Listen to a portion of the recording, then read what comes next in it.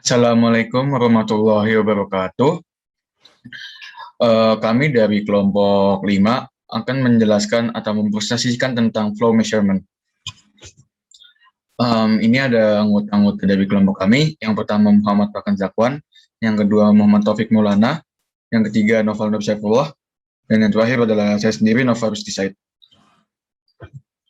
Di sini ada 16 materi yang akan kami sampaikan. Yang pertama adalah perkenalan, yang kedua metode perpindahan positif, yang ketiga metode obstruksi aliran, yang keempat pertimbangan praktis untuk obstruction meter, yang kelima sonic nozzle, yang keenam pengukuran aliran dengan drag effect, yang ketujuh ada anemometer hot wire dan hot film, yang kedelapan magnetic flow meter, kesembilan metode visualisasi aliran, yang 10 grafik bayangan, ke-11 Kelliran, 12 interferometer, ke-13 laser Doppler anemometer, ke-4 smoke method, 5 pressure probes, dan yang terakhir ada impact pressure in supersonic flow.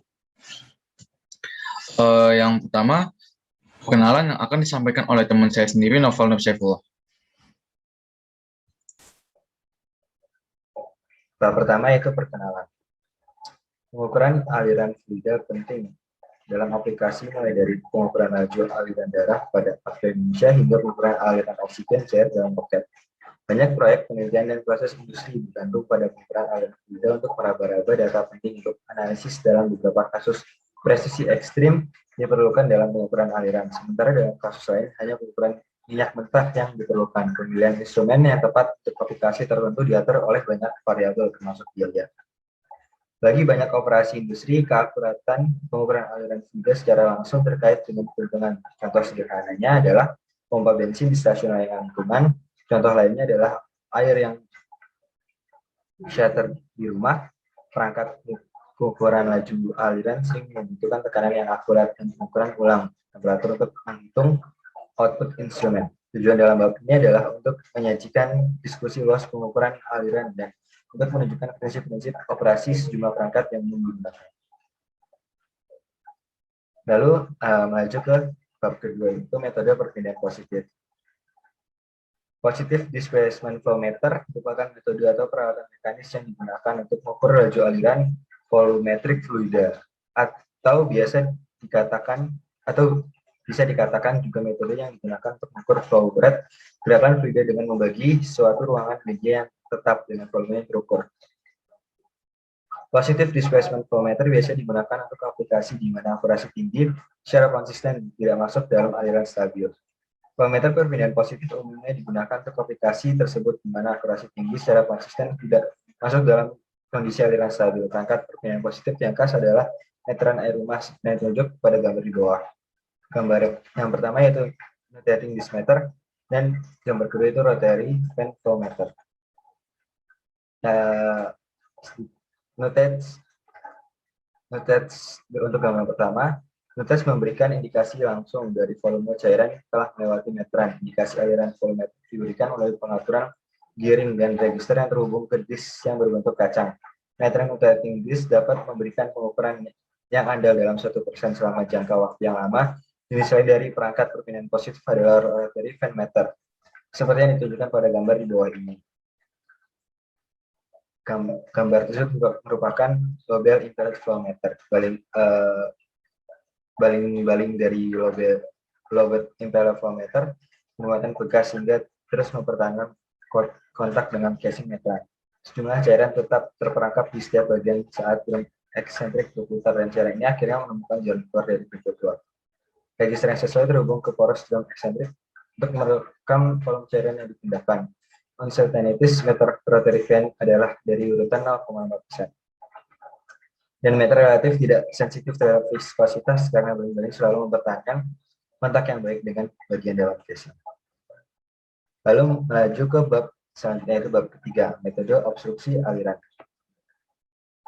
Beberapa jenis flow meter termasuk dalam kategori perangkat obstruksi. Perangkat tersebut kadang-kadang disebut head meter karena head loss atau pengurangan tekanan drop diambil sebagai indikasi laju aliran. Metode ini juga disebut differential pressure meter. M sama dengan rho 1 kali A1 kali mu 1 sama dengan rho 2 kali A2 dikali mu 2, di mana Mu adalah kecepatan jika aliran adiabatik tanpa gesekan dan cairan yang tidak dapat dikompresi bersamaan Bernoulli yang akrab dapat ditulis P1 per rho 1 tambah mu 1 kuadrat per 2 GC sama dengan P2 per rho 2 ditambah mu 2 kuadrat per 2 GC.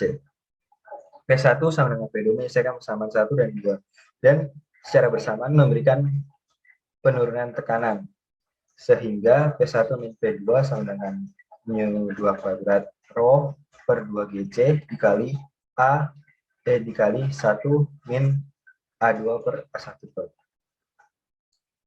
Laju aliran volumetrik dapat dituliskan dengan Q sama dengan A2 dikali mu2 sama dengan A2 per akar dari 1 min A2 per A1 kuadrat dikali akar 2 GC per rho dikali P1 min P2, di mana Q dalam satuan Ft kubik per S atau M kubik per S, A sama A dengan satuan Ft kuadrat atau M kuadrat, rho dengan satuan LBM per feet kubik atau kg atau kilogram per meter kubik, rho dengan satuan LBF per feet kuadrat atau N per M kuadrat, GC dengan satuan 32,17 LBM dikali feet per LBF dikali S atau 1 kg dikali M per M S kuadrat.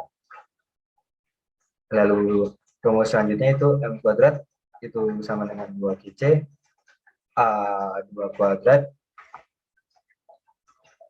dengan lalu dilanjutkan dengan rumus yang tertera dari gambar yang ditampilkan dengan M dot-nya yaitu massa flow rate LBM per S atau kg per second, A-nya itu adalah luas area atau meter kuadrat, G-nya itu dengan satuan 32,17 LBM kali F feet per LBF per dikali S kuadrat atau 1 kg M per NS kuadrat.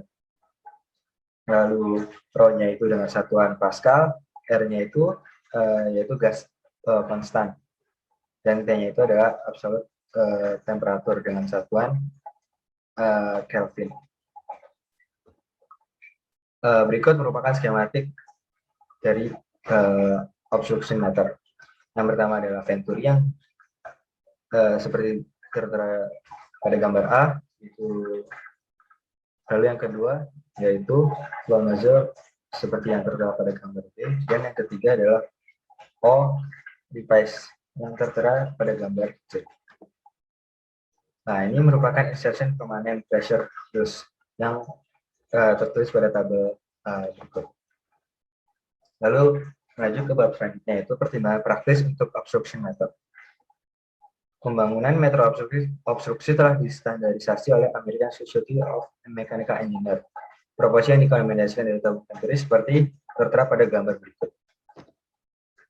Nah, lalu berikut merupakan rekomendasi lokasi dari pressure taps untuk kegunaan dengan concentric thin plate square edge orifice seperti yang tertera pada gambar berikut.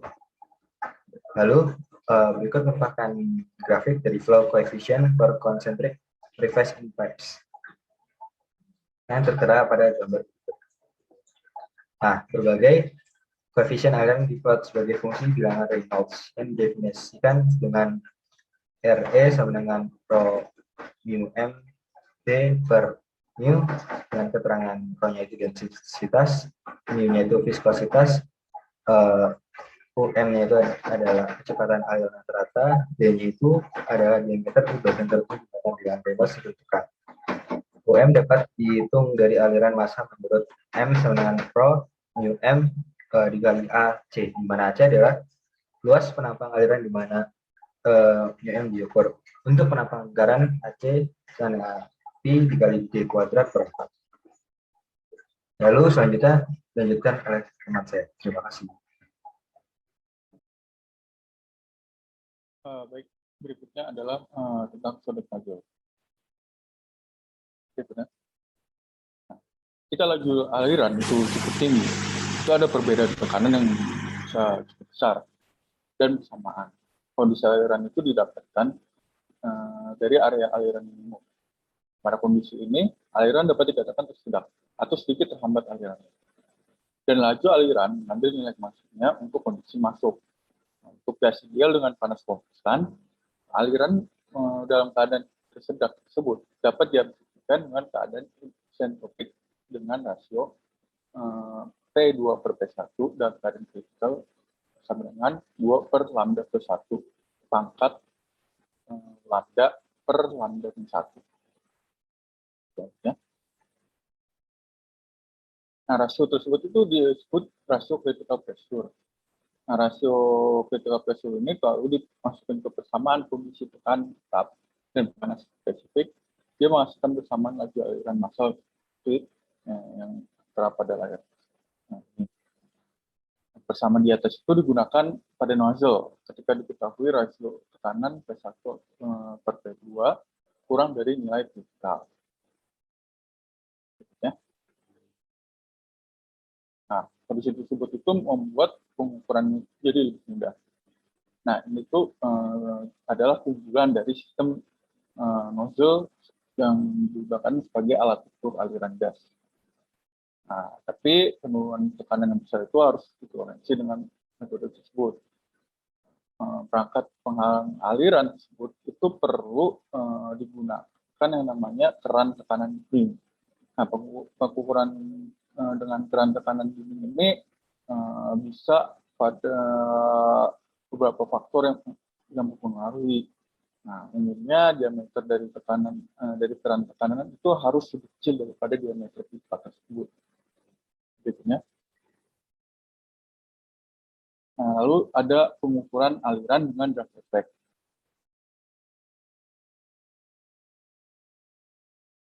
Nah, pengukuran aliran dengan drag effect ini ada beberapa alat yang penggunaan prinsipnya pakai drag effect tersebut. Yang pertama itu ada rotameter. Nah, rotameter itu alat ukur aliran yang biasanya paling sering digunakan. Nah, alat itu bekerja, yaitu aliran yang mau diukur itu masuk bagian dari bawah tabung. Tabungnya itu berupa tabung vertikal yang bentuk dalamnya itu berbentuk meruncing. Jadi ada diameter yang paling kecil dan ada diameter yang paling besar di dalam tabungnya. Dan di dalam tabungnya itu ada semacam benda yang mengapung. Itu biasanya disebut sebagai bob.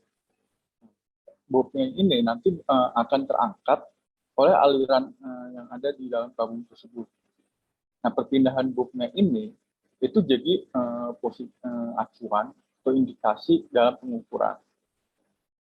Nah, untuk pengukurannya itu perhitungannya ada pada persamaan, yaitu persamaannya adalah FB plus rho F sebagai volume dikali G per GC. Itu sama dengan rho B dikali B kali G per GC. Selanjutnya, lalu ada juga namanya turbine meter. Nah, turbine meter ini pada dasarnya adalah alat ukur aliran yang menggunakan turbin, di mana aliran yang akan diukur ini masuk ke dalam semacam tabung, yang di dalam tabungnya itu ada baling-baling. Nah, baling-balingnya ini akan berputar ketika alirannya itu masuk ke dalam tabung. Nah, putaran dari turbin tersebut itu nanti yang bakal diukur atau bakal dijadikan acuan atau indikasi dalam pengukuran. Selanjutnya, nah, dalam pengukurannya itu nilai koefisien aliran itu ditetapkan dan penjumlahan datanya itu adalah sebagai berikut. Nah, Q sama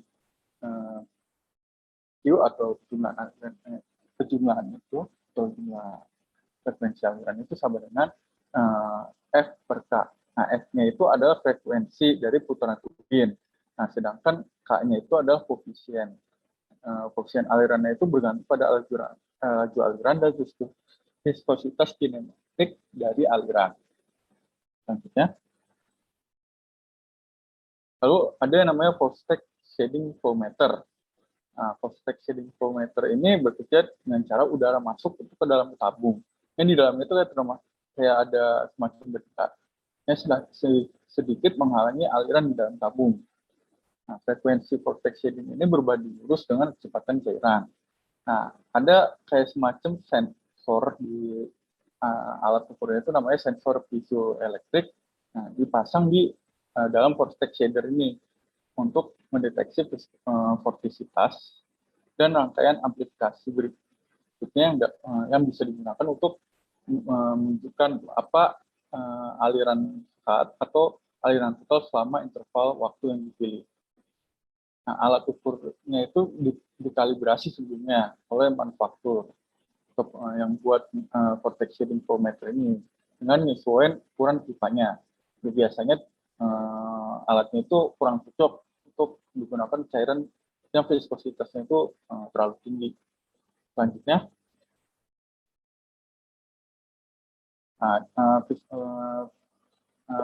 vortex shadometer ini ada parameter aliran. Parameter alirannya itu yang ngatur vortex shader itu didefinisikan dengan sebagai berikut. S sama dengan F kali D per U. Nah, di sini X itu adalah frekuensi shadingnya. Itu frekuensi dari masuknya aliran tersebut. Nah, D itu adalah diameter dari pipa vortex shadernya dan U itu melambangkan velocity atau kecepatan dari aliran yang masuk. Berikutnya, lalu ada yang namanya ultrasonic flowmeter. Ultrasonic flowmeter ini alatnya itu dia menggunakan prinsip perpantulan sinyal ultrasonik atau biasanya disebut prinsip Doppler. Jadi sinyal atau sinar atau pancaran dari ultrasonik dari alat pemancarnya itu dia dipantulkan ke material yang ada di aliran, misalkan benda cair atau apapun yang bisa menghalangi pancaran sinyal tersebut, sehingga pancaran sinyal ultrasoniknya itu dia kayak terpantulkan seperti radar ibaratnya, dan pantulannya itu diterima lagi oleh reseptor sinyal.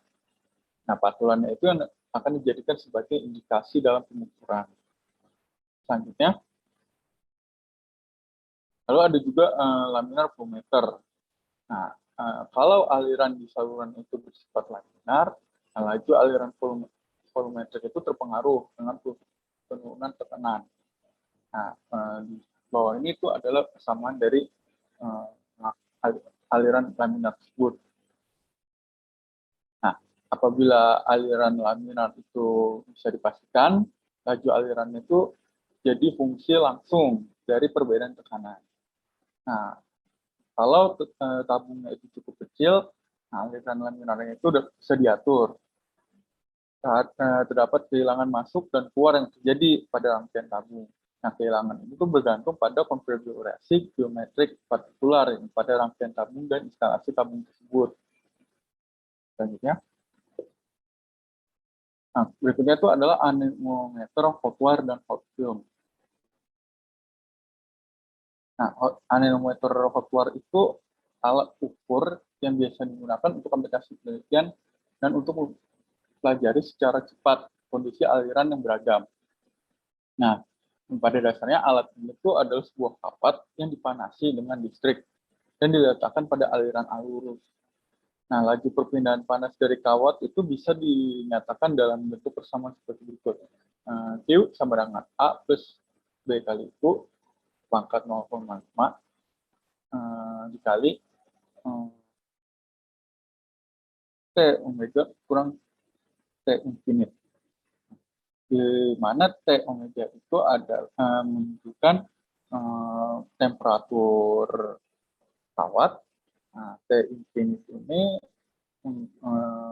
melambangkan eh, temperatur aliran, U adalah velocity atau kecepatan dari aliran, dan lalu A dan B itu adalah kalibrasi konstan yang dapat yang ada pada alat tersebut. Selanjutnya, pemindahan panas itu juga harus diberikan dengan persamaan Q sama dengan I pangkat 2 dikali R omega sama dengan I pangkat 2 dikali R0 dalam kurung 1 plus alfa dikali T omega dikurang T0. Nah, di mana I itu adalah arus dari listriknya tersebut. R0 itu sama dengan resistansi dari kawat pada temperatur awal, temperatur 0. Dan alfa itu adalah temperatur koefisien dari resisten. Nah, untuk pengukurannya itu, kawat panas disambungkan ke rangkaian jembatan. Nah, arusnya itu ditentukan dengan mengukur penurunan voltase di resisten standar. Resisten standar itu ditentukan dari rangkaian jembatan. Nah, untuk pengukuran keadaan tetap, kondisi 0 mungkin digunakan. Sementara output osiloskop itu bisa digunakan, mungkin kan digunakan untuk pengukuran sementara. Selanjutnya, berikutnya itu ada namanya magnetic flowmeter.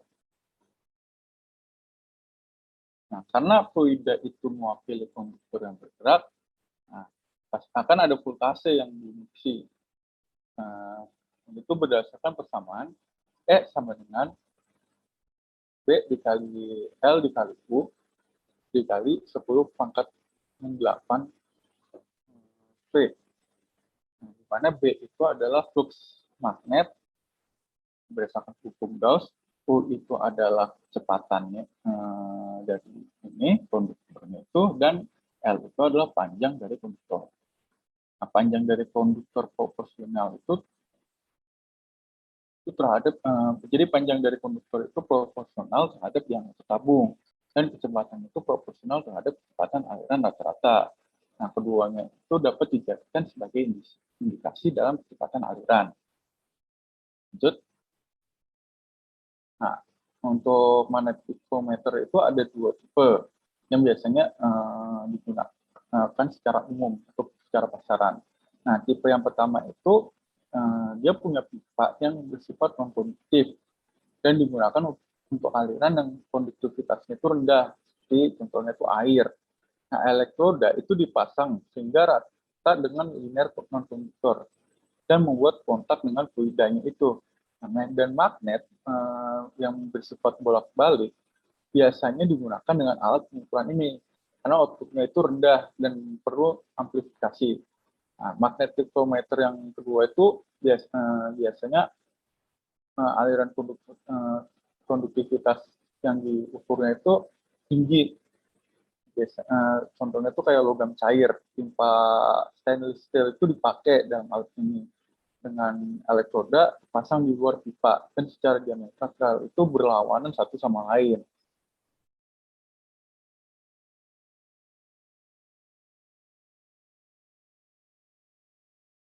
Selanjutnya ada metode visualisasi aliran.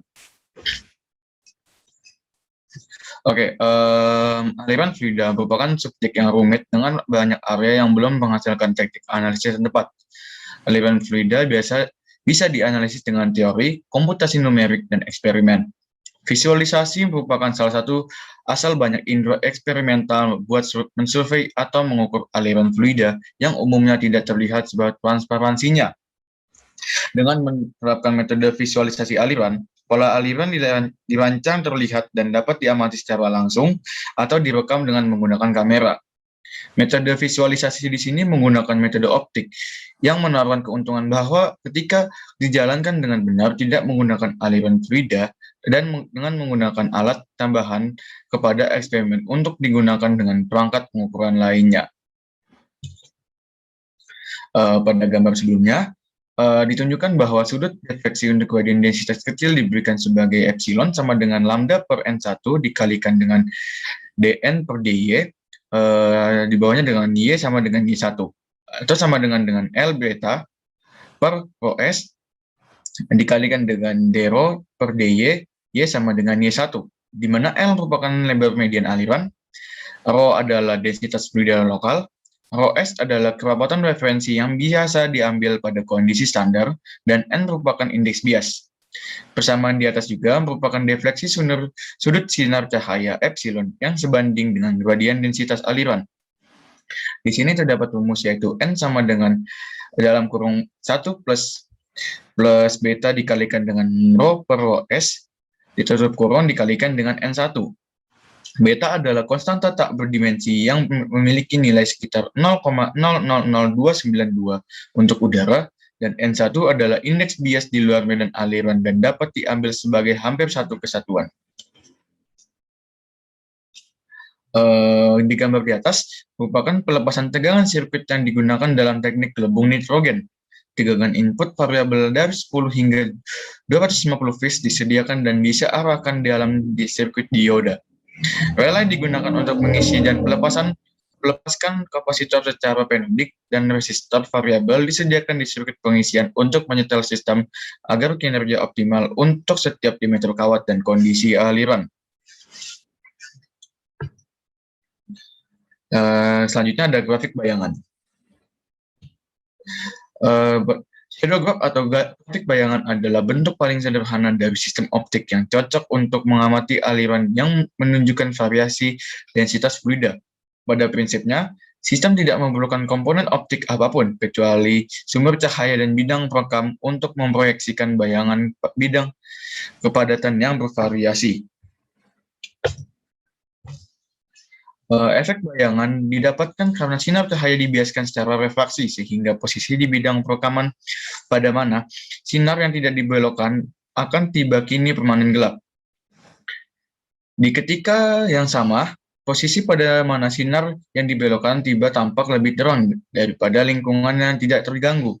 Lapisan batas konveksi bebas pada hot plate listrik horizontal terlihat jelas jika dilihat dari tepi. Fenomena ini terlihat karena gradien densitas yang dihasilkan dari pemanasan udara di dekat permukaan panas.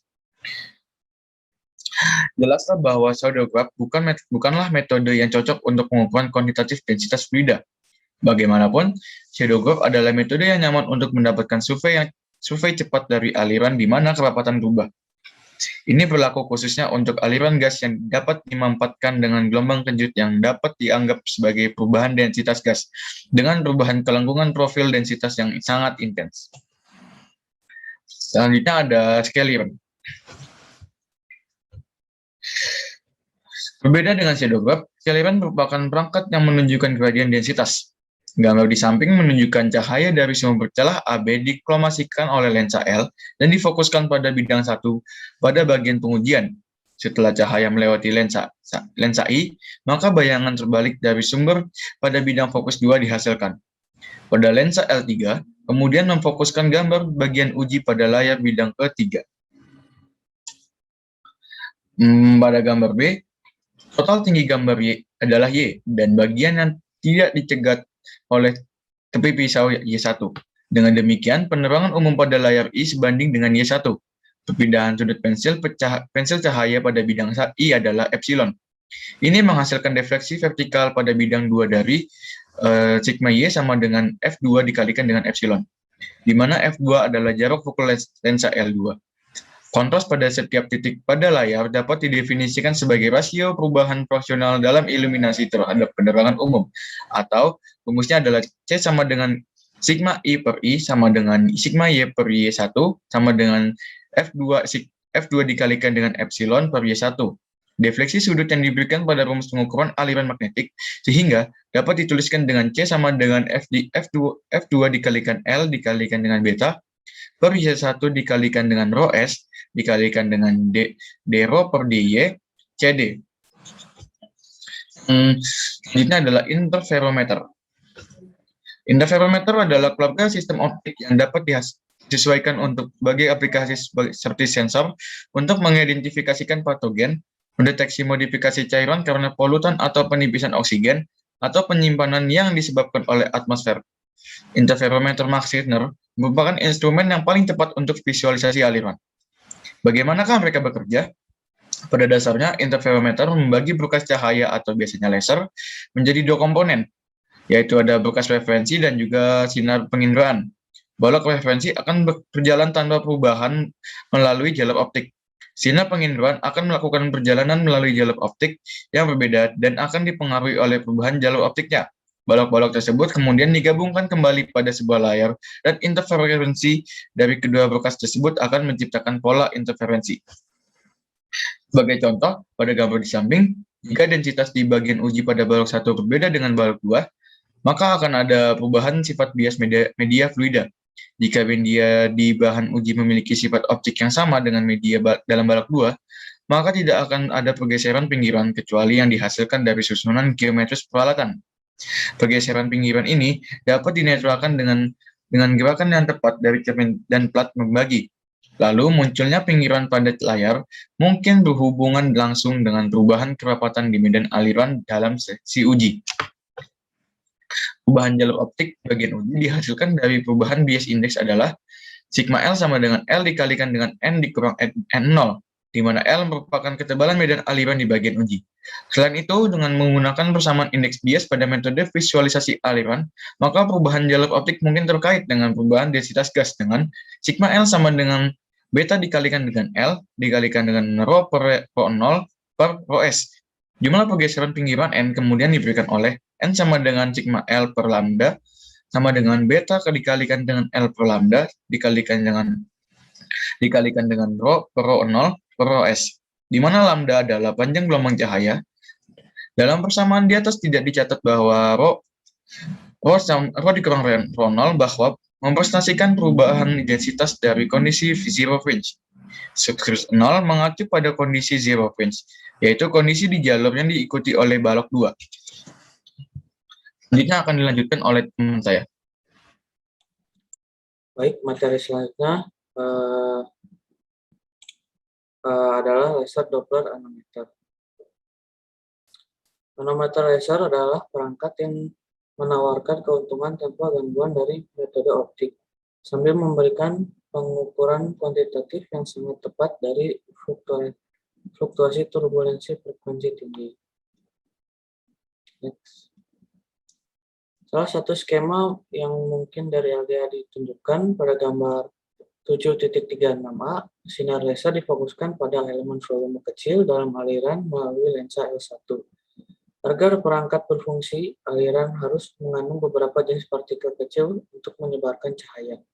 Tetapi konsentrasi partikel yang dibutuhkan sangat kecil. Air keran biasa mengandung cukup kotoran untuk menyebarkan sinar data. Dua lensa tambahan L2 dan L3 diposisikan untuk menerima laser yang ditransmisikan melalui cahaya atau lensa 3, dan sebagian dari sinar yang dihamburkan melalui sudut theta lensa L2. Cahaya yang dihamburkan mengalami pergeseran frekuensi Doppler yang berbanding lurus dengan kecepatan aliran. Bagian balok yang tidak tersebar dikurangi intensitasnya oleh filter densitas netral dan digabungkan kembali dengan balok yang tersebar melalui pemecah balok.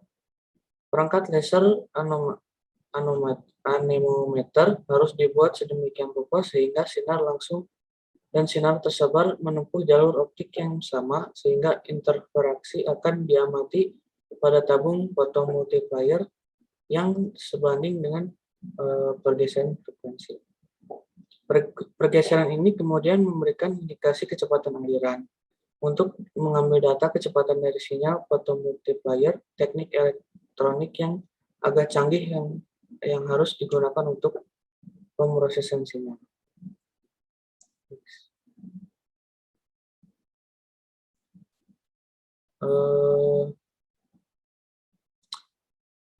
Laser gas helium Ne paling sering digunakan untuk pekerjaan LDA. Meskipun laser ion argon memberikan keluaran sinar yang lebih intens.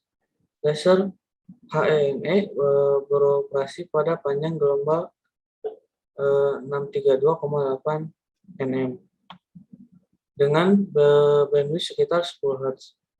Meskipun pergeseran Doppler yang disebabkan oleh pusat hamburan bergerak kecil dibandingkan dengan frekuensi sumber laser sangat besar dibandingkan dengan bandwidth dan dapat dideteksi dengan teknik heterodyne. Jelas bahwa LDA mengukur kecepatan partikel hamburan. Jika partikel cukup kecil, kecepatan slip antara partikel dan fluida akan kecil. Dengan demikian, indikasi kecepatan fluid yang memadai akan diperoleh.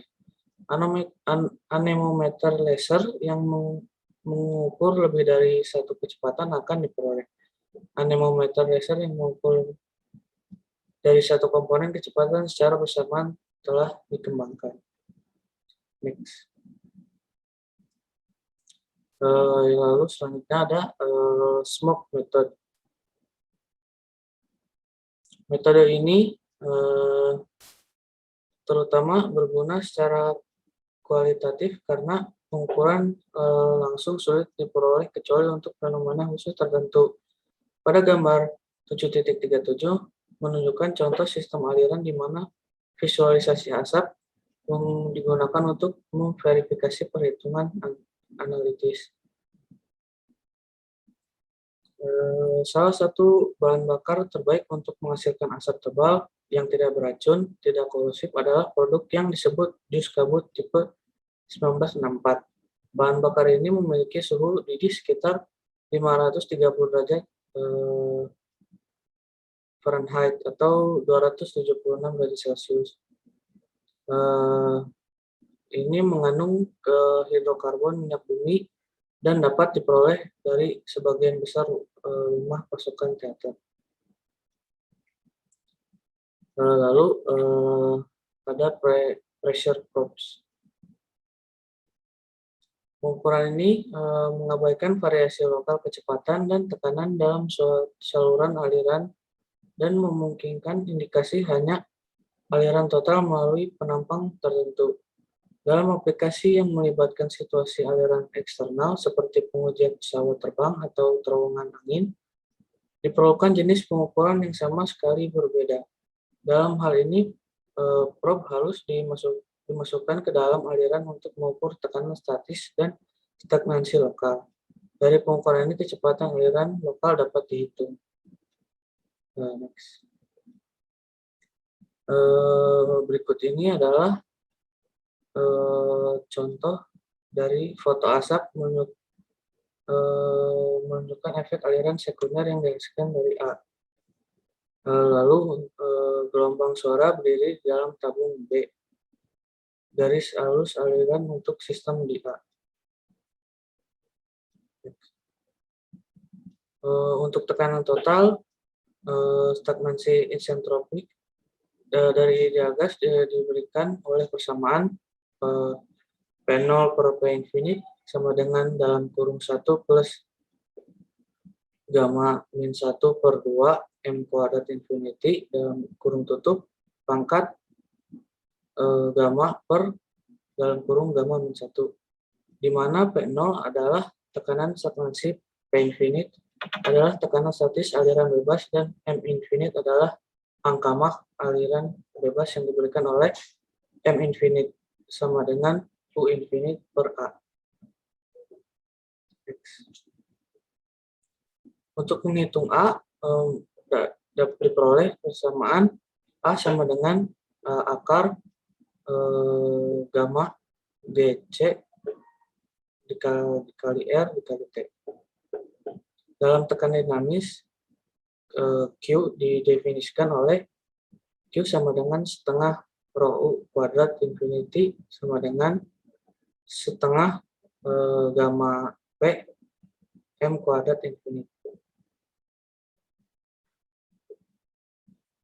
Untuk tekanan total bisa diubah menjadi P0 min P infinite sama dengan 2Q per gamma M kuadrat infinite dalam kurung 1 plus gamma min 1 per 2 M kuadrat infinite dalam kurung tutup pangkat gamma per gamma min 1 lalu di min 1. Lalu bisa disederhanakan menjadi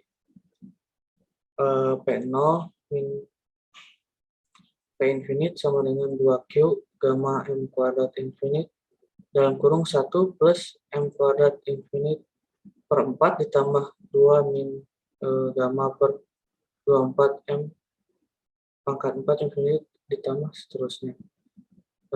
Di mana M kuadrat infinite dikali dalam kurung gamma min 1 per 2 itu kurang dari 1.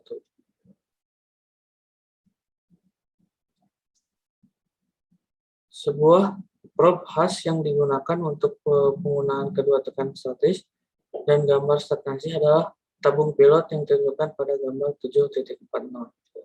Probe pada gambar 7.40 kadang-kadang disebut tabung statis pilot karena mengukur tekanan statis dan stagnansi. Karakteristik tekanan statis dari 3 jenis probe ditunjukkan pada gambar 7.43 dan 7.44 sebagai fungsi bilangan Mach dan sudut Young. Next, selanjutnya itu ada impact pressure in supersonic flow. Pertimbangkan probe dampak yang ditunjukkan pada gambar 7.45 yang terkena aliran bebas dengan aliran supersonik yaitu M1 lebih dari 1 yang memiliki persamaan P infinite per P02 sama dengan 2 gamma per gamma plus 1 M kuadrat 1 min gamma min 1 per gamma plus 1 pangkat 1 per gamma min 1 per gamma plus 1 per 2 M kuadrat 1 pangkat gamma per gamma min 1. Persamaan ini berlaku untuk bilangan Reynolds berdasarkan diameter probe yang lebih besar dari 400. Mungkin cukup dari kelompok kita. Kurang lebihnya mohon maaf. Wassalamualaikum warahmatullahi wabarakatuh.